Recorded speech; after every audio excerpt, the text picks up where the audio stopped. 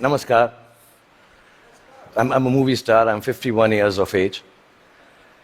And I don't use Botox as yet. So I'm clean, but I do behave like you saw, like a 21-year-old in my movies. Yeah, I do that. I sell dreams, and I peddle love to millions of people back home in India who assume that I'm the best lover in the world. If you don't tell anyone, I'm going to tell you I'm not, but I never let that assumption go away. I've also been made to understand there are lots of you here who haven't seen my work, and I feel really sad for you.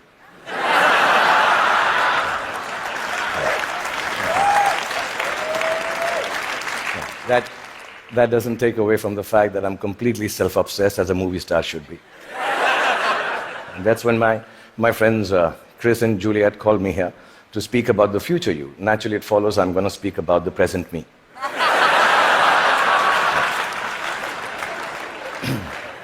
Because I truly believe that humanity is a lot like me. It is. It's an aging movie star, grappling with all the newness around itself, wondering whether it got it right in the first place, and still trying to find a way to keep on shining regardless. I was born in a refugee colony in the capital city of India, New Delhi. And my father was a freedom fighter. My mother was, well, just a fighter like mothers are. And much like the original Homo sapiens, we struggled to survive. When I was in my early 20s, I lost both my parents, which I must admit seems a bit careless of me now.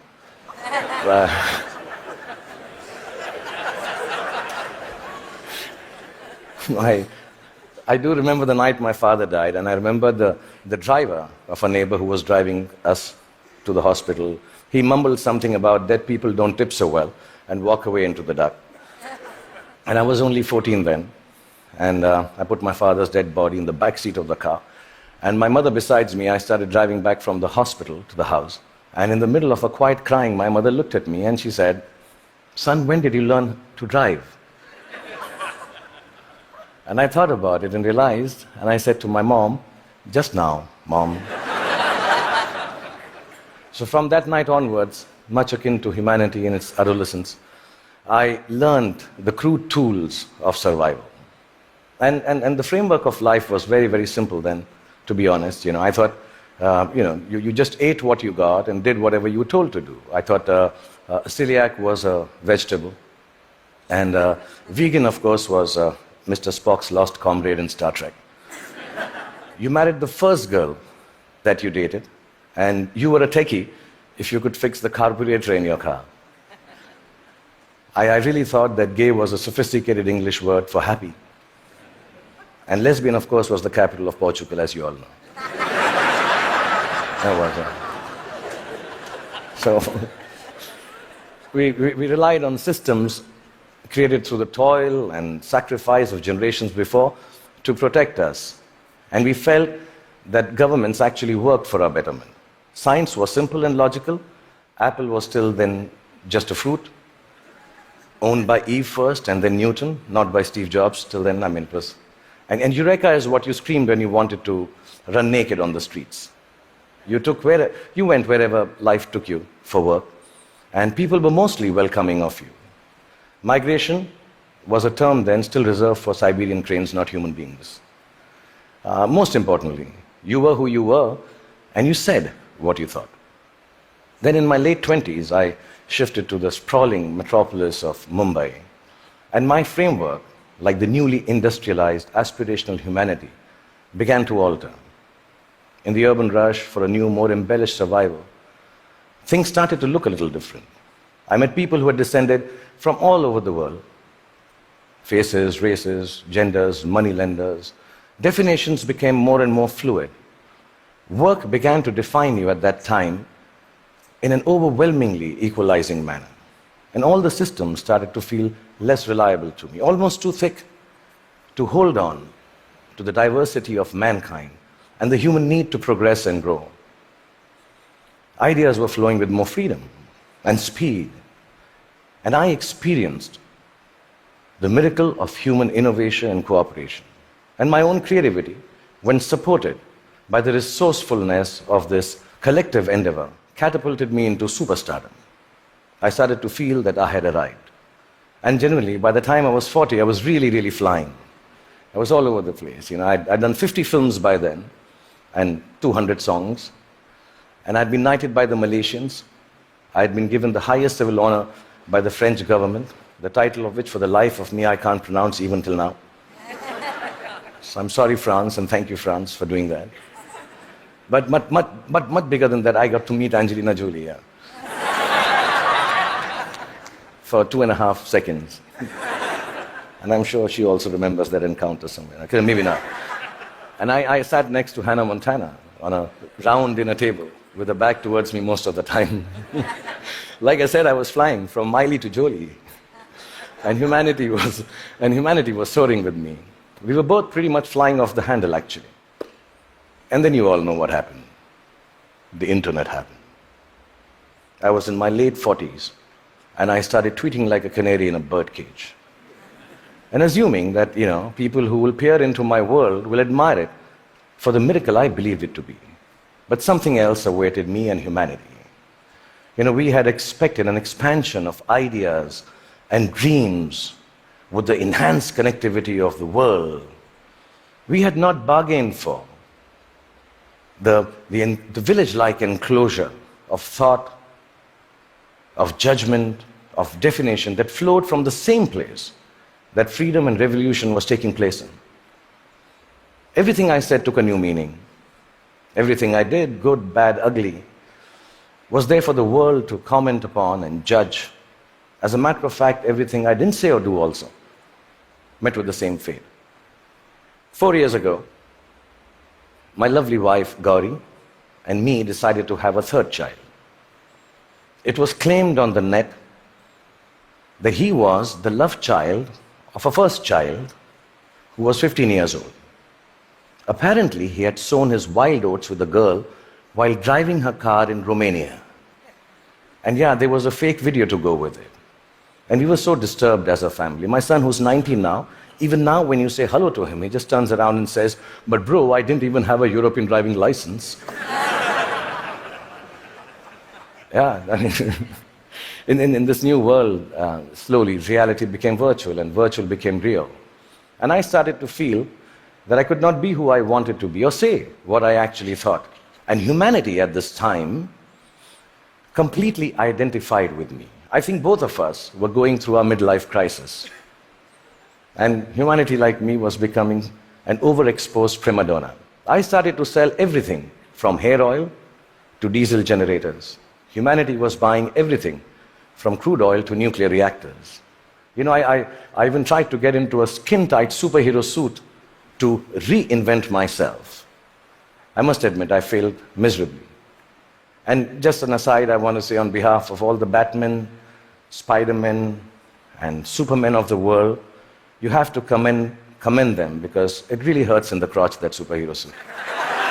Yeah, I'm being honest, I need to tell you this, yeah. Really. And accidentally, I happened to even invent a new dance form, which I didn't realize, and it became a rage. So if it's all right, and you've seen a bit of me, so I'm quite shameless, I'll show you. It was called the lungi dance. So if it's all right with you, I'll just show you. I'm talented otherwise, yeah. So it went something like this.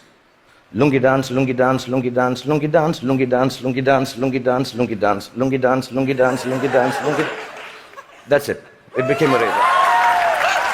It really did. Like you noticed, nobody could make any sense of what was happening except me. And I didn't give a damn, really, because the whole world and whole humanity seemed as confused and lost as I was. I didn't give up then. I even tried to reconstruct my identity on the social media like everyone else does. I thought if I put on philosophical tweets out there, people will think I'm with it. But some of the responses I got for those tweets were extremely confusing acronyms, which I didn't understand. ROFL, LOL. Adidas, somebody wrote back to one of my more thought-provoking tweets. And I was wondering, why would you name a sneaker? I mean, why would you write back a name of a sneaker to me? And I asked my 16-year-old daughter, and she enlightened me. Adidas now means, all day I dream about sex. Just really. I don't know if you know that. And so I wrote back, WTF in bold to Mr. Adidas, thanking secretly that some acronyms and things won't change at all. WTF. But here we are. I'm 51 years old, like I told you, and mind-numbing acronyms notwithstanding, I just want to tell you, if there has been a momentous time for humanity to exist, it is now. Because the present you is brave. The present you is hopeful. The present you is innovative and resourceful. And of course, the present you is annoyingly indefinable. And in this spellbinding, imperfect moment of existence, feeling a little brave just before I came here, I decided to take a good hard look at my face. And I realized that I'm beginning to look more and more like the wax statue of me at Madame Tussauds. Yeah, and in that moment of realization, I asked the most central and pertinent question to humanity and me. Do I need to fix my face? Really, I'm an actor, like I told you, a modern expression of human creativity. The land I come from is the source of inexplicable but very simple spirituality.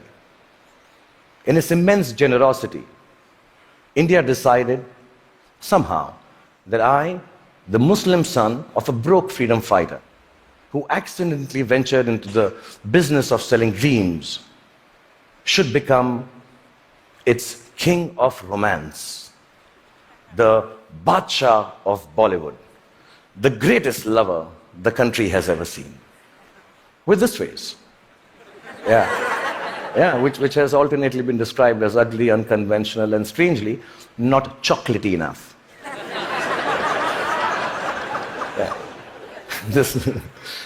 The people of this ancient land embraced me in their limitless love. And I've learned from these people that neither power nor poverty can make your life more magical or less torturous. I've learned from the people of my country that the dignity of a life, a human being, a culture, a religion, a country, actually resides in its ability for grace and compassion. I've learned that whatever moves you, whatever urges you to create, to build, whatever keeps you from failing, whatever helps you survive, is perhaps the oldest and the simplest emotion known to mankind. And that is love. A mystic poet from my land famously wrote, Pothi padi padi jug bhaya, pandit bhaya na koi. Pothi padi padi jug bhaya, bhaya na pandit koi. Dhai aakhar prem ke, pade so pandit hoy. Which loosely translates into that whatever, if you know Hindi, please clap. It's very difficult to remember.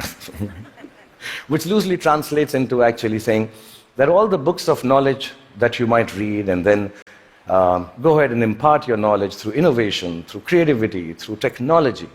But mankind will never be the wiser about its future unless it is coupled with a sense of love and compassion for their fellow beings. The 2.5 alphabets which form the word prem, which means love, if you're able to understand that and practice it, that itself is enough to enlighten mankind.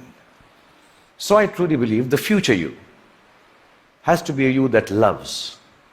Otherwise, it will cease to flourish. It will perish in its own self-absorption. So you may use your power to build walls and keep people outside. Or you may use it to break barriers and welcome them in. You may use your faith to make people afraid and terrify them into submission. Or you can use it to give courage to people so they rise to the greatest heights of enlightenment.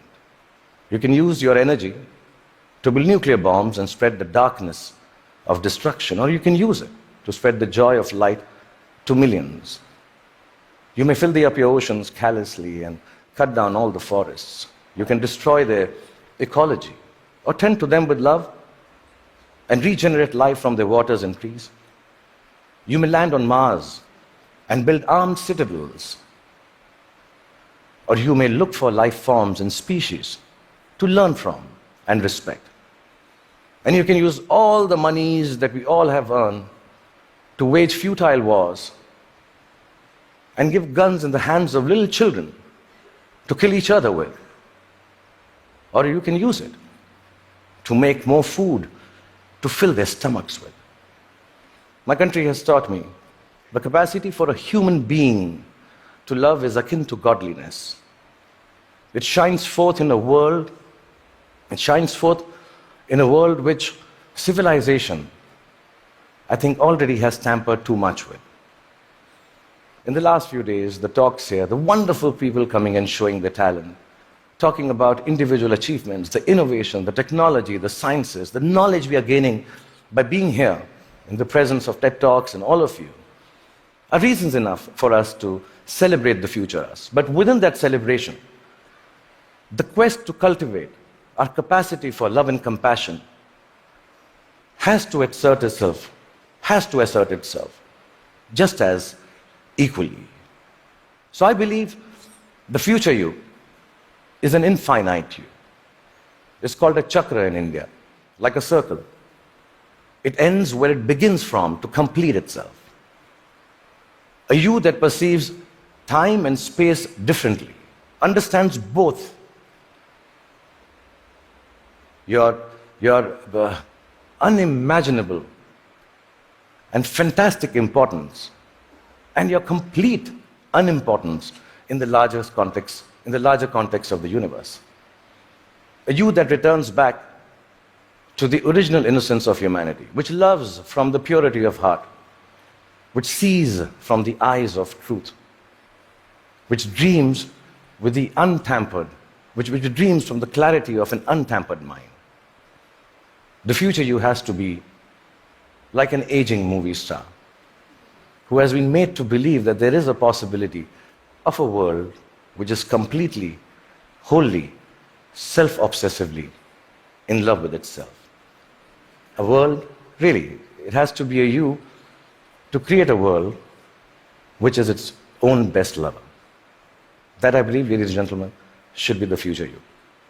Thank you very much.